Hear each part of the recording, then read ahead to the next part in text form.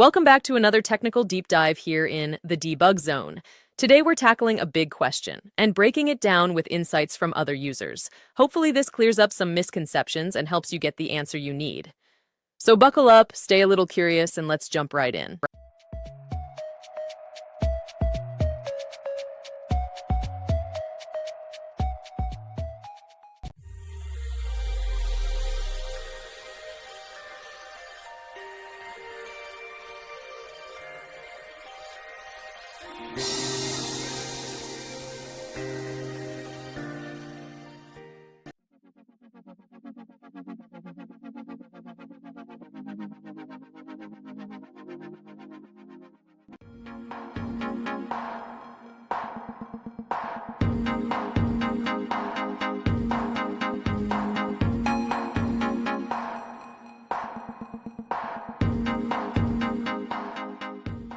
And that's a wrap. I hope you found the answer you were looking for. If you did, take a second to hit that subscribe button. It really helps out. And let me know in the comments which solution worked best for you.